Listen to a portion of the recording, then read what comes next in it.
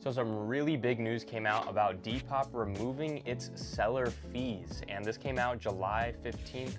I'm gonna read through the article, what's gonna happen, how are things set up now. We're gonna talk about it all because I am curious as well. I haven't even read their article that they published, so we're gonna read it together and figure out just what's going down. So if you use Depop, you probably saw the notification of them talking about removing seller fees for people within the United States border. I thought that was absolutely crazy because one, how are they gonna make their money? And two, I'm gonna be making a lot more money because 10% off of the fee that it is now is 10%. So 10% off of every single item that I sell is a lot of money in a year's time. It's a crazy amount of money that I'm missing out on. So to me, this is killer news. It's absolutely awesome that they're removing it. I think it's a good idea to have dropped it by half, but removing it entirely is a whole new world. Honestly, they are one of kind when it comes to reselling platforms. But let's go ahead and read this article that they posted July 15th. So they open up with Depop, the community-powered marketplace for secondhand fashion, is removing its 10% selling fee for users based in the United States. Sellers listing items on the platform will receive more cash in their pocket from each sale from today onwards, with the removal of the selling fee for all new listings. The move is designed to empower Depop's growing community to earn more from their wardrobes, offer improved value and choice for buyers, and encourage a wider audience to try selling and join the secondhand revolution. Honestly, it sounds really crazy. I know what they're going for is like growing their community to be way bigger. They're really high ranked when it comes to like being the #1 platform. Like they're really close. They're so close. They've been doing the marketing. They just have like the competition of Mercari, Poshmark, eBay. I don't think eBay is ever gonna fall when it comes to being a secondhand selling platform, but what they're doing right now is totally going to boost them tremendously. Like I'm so excited for Depop just because I'm such a big contributor to the platform. It's like, it benefits me in so many ways that they're like growing. Like when they succeed, I succeed. So it's really, really important like that they're doing things to grow their community. I love to see it. So moving on forward into the second paragraph, they say, the change comes as the resale industry continues to grow, helping an expanding audience of fashion lovers tap into the value of unused items sitting in their wardrobes. The average seller on Depop in the United States made over $450 in their first year selling on the platform, contributing to over $3.5 billion made by the global Depop community to date. Depop ranked as the 4th most popular online shopping site for the US upper income teens in spring 2024, a consumer trend reflective of the growing Depop community, which has given a second life to over 80 million items since the platform was founded. So honestly, that's some pretty crazy statistics. I think the fact that it says like they're ranked the 4th ranking, but like the category is kind of, it's like a weird category. So I don't know if that's like great. If it just said 4th ranked in like the most popular online shopping app, that would make like more of an impact. I think that was like a really bad thing to add in there, just because, I don't know, it's weird. Upper income and then teens and also spring. Like there's a lot of like small categories. Like yeah, I could be first place if you broke it up that many times into something super weird that's catering to me. So that's a little weird. But saying that they contributed to $3.5 billion made by the global Depop, that's ridiculous. Like I did not know that's how much like cash flow came through this app, because that's stupid. That's like stupid amounts of money. Like, and you got to think of it like they took 10% of that for, what is that, contributing to date? Yeah. So like to date, they took 10% of 3.5 billion. Like that's crazy numbers. Depop does extremely well.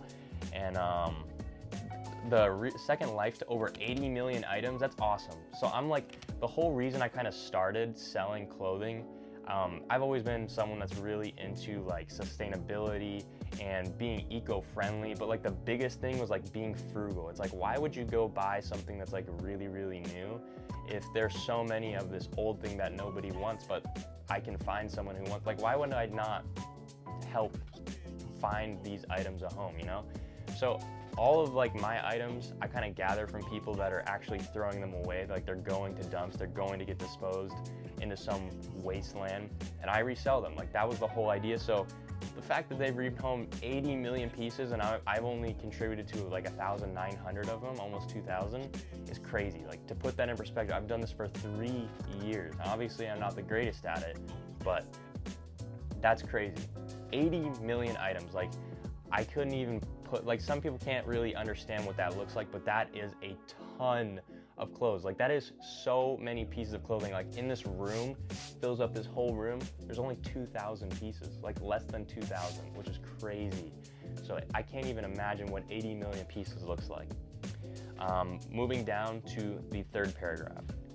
So in the third paragraph, it says, the removal of selling fees is a part of a wider update to Depop's fee structure, which also includes an introduction of a small marketplace fee for buyers in the US from July 18th onwards. The marketplace fee will support continued investment across the Depop experience, including Depop protection, customer support, platform improvements, and growing the community, fostering a dynamic marketplace that opens up access to the circular community. So obviously I knew there was a catch when it says like they're removing fees, so it's getting like pushed onto the buyer. It's not the greatest thing because now the buyer is being harmed, and that kind of, it brings more sellers to the app, but the one thing that you're missing is now the customers have to suffer for this, which that in my opinion isn't worth it. What I would have done personally, I would have dropped the fee by like, I don't know what they're gonna charge. I haven't read far enough to figure out what they're gonna charge, but from what I've read right now, I would have dropped the seller fee 5%, maybe even 3%, you know? Like 1% would have even been enough to be like, holy smokes, like that's a big impact. 1% is huge when you dial that across a ton of sales. Like when you make a lot of money, 1% is crazy. It's a big number. So it's like, to remove 10% but then push it right onto the seller or the buyer, it's not like, if they would have put, that's obviously why they didn't put the notification out there. It's like, hey, we're adding buyer fees but removing seller fees. It's, oh, we're removing seller fees entirely. So it's a little bit like misleading, but it's whatever. Let's continue reading and figure out kind of, I don't understand still. I like, how much are they going to charge the buyers now? So moving down. So continuing on, the involved fee structure in the US follows Depop's move to remove selling fees in the UK market earlier this year. Across 2023 and beyond, we're continually to improve the experience of buyers and sellers on Depop has helped to make search more efficient by investing in technology that powers our search experience. Buyers are now 42% more likely to find an item they want to buy through search. Improved matching, surfacing intelligent recommendations to match buyers with the perfect item in our catalog of 34 million items. So they are 54% more likely to view a product recommended to them. Enhanced support. We've driven a 40% improvement in resolution time for incoming support inquiries and a 48% improvement in average support response times year over year. Accelerate product enhancements, launching new features like send offer and boosted listings with a 70% increase in product development velocity. Streamline listings. Through predictive AI-powered autofill listings, we've radically improved the listing flow, helping our users create listings faster and easier, driving more choice and variety for buyers. So 0 selling fees are available to sellers located in the US and to USD sales only, and the usual payment processing fees will still apply. The marketplace fee will apply from July 18th, 2024 and will be up to 5% of the item's purchase price, plus a fixed amount up to $1, including taxes and postage costs. So that's a lot. That's a lot. I just read a lot. I kind of stumbled over like half of it because it was just so, I just keep reading. But yeah, they have improved the app over the past 3 years that I've been on it, and it's improved dramatically. It's been a very great experience over the past 3 years, and they've made it a lot easier. They've made it a lot better.